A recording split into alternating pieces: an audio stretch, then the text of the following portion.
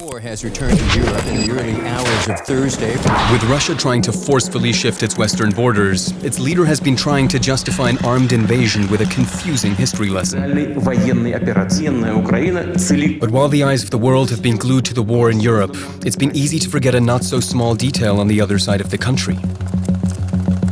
More than 5,000 kilometers from eastern Ukraine, Russia shares a border with a superpower, China. As calm as it might look from above, the Sino-Russian border, which follows the Argun and Amur rivers, is anything but rock solid. Centuries of expansionism, power politics, wars, overexploitation, and exhaustive cultivation are carved deeply into this area. Both countries have tried to get a firm hold on this peripheral region through a broad range of strategies. All of them have had major impacts on the ecosystem of a vast and unique area which, despite its depletion, is still home to an incredible variety of species. Nonetheless, the Amur River is under tremendous pressure. Deforestation and pollution have put this mighty river at serious risk of degradation.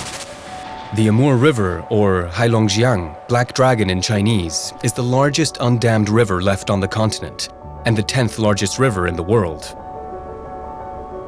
Together with its source river, the Argun, it marks the border between the two superpowers. This makes it a geopolitical factor that plays an important role in Chinese-Russian relations.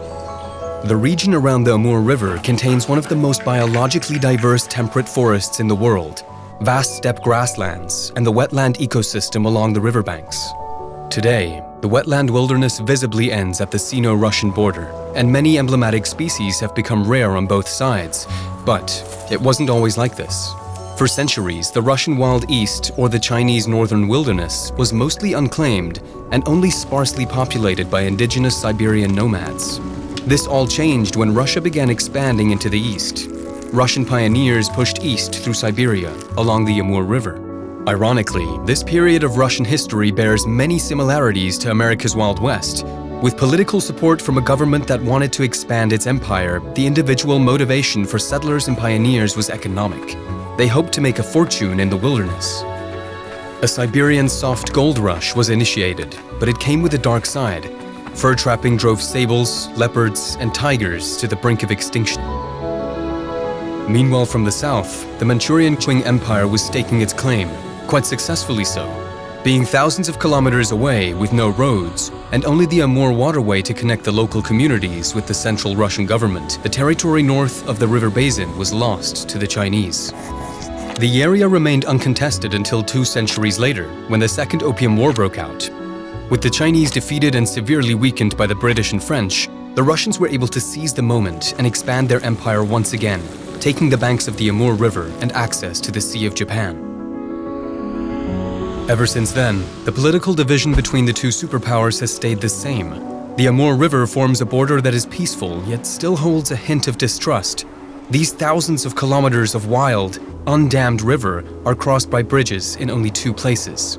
One of them is the river port city of Khabarovsk. To connect these distant areas to Moscow and make sure that loss of territory in the Far East would never happen again, this old Cossack military outpost was settled by Russians and turned into a frontier city. It was then linked to Europe by the construction of the world's longest train line, the Trans-Siberian Railway. Yet apart from the bustling city of Khabarovsk and the Trans-Siberian Line, the region has been mostly left to the wilderness. Endless, pristine forests stretch downstream, while wild wetlands sprawl in the other direction. But if you look at the area from above, you can clearly see the difference between the two countries' vegetation. The wetland wilderness ends at the Chinese border, replaced by thousands of hectares of farmland that stretch as far as the eye can see. Mao's China followed a different strategy to hold on to its territory. Embedded in the Cultural Revolution was the conquest of the fiercely contested region of Manchuria. Millions of workers were forcibly relocated to government-run communes. Swamps and wetlands were drained on a vast scale, and the northern wilderness was converted into farmland. It came at the cost of unique biodiversity and revealed the dark side of industrial farming, a totally man-made landscape full of monocultures and pesticides, with little to no wildlife left. Even the weather here is dominated by mankind. Silver iodide rockets are shot into the sky to increase rainfall when needed and to prevent hailstorms. It's a method known as cloud seeding. But there are signs of change on the horizon. China's government has had to recognize that a natural healing process is needed in order to safeguard the country's natural environment. A wetland healing campaign is currently converting farmland back into lotus beds along the river. Wildlife still chooses to stick to the Russian side, where primeval vegetation still exists. In order to comprehensively strengthen the protection of wild animals and plants, China put forward the idea of creating a unified national park system. In October 2021, at the Convention on Biological Diversity, President Xi Jinping announced the formal establishment of a network of national parks. China is moving faster to establish a protected area system with national parks as the mainstay. This network consists of 10 national parks, covering a total of 230,000 square kilometers and containing nearly 30% of the country's key terrestrial wildlife species. One of them, the Northeastern China Tiger and Leopard National Park, began its pilot work in 2016 with about 27 Siberian tigers and 42 Amur leopards. Here, the forests and wildlife are protected, access is strictly controlled, animals are constantly monitored, and missing species are being bred and returned to the wild.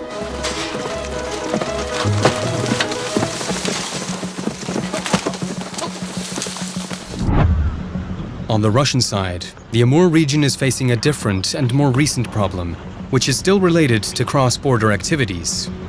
Since the late 1990s, the timber industry in eastern Siberia has grown exponentially, with forest resources being ever more intensively exploited. This growth has resulted in the rapid depletion of timber stocks and widespread environmental degradation, especially in the areas bordering China.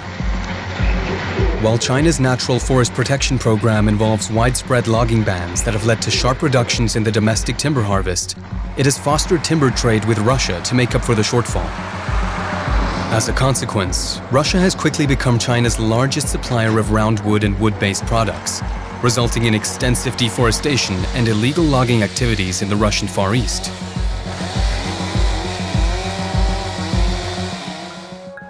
Recent developments in political campaigns have shown signs of good intentions and potential relief for the precarious situation of the region's species and biodiversity.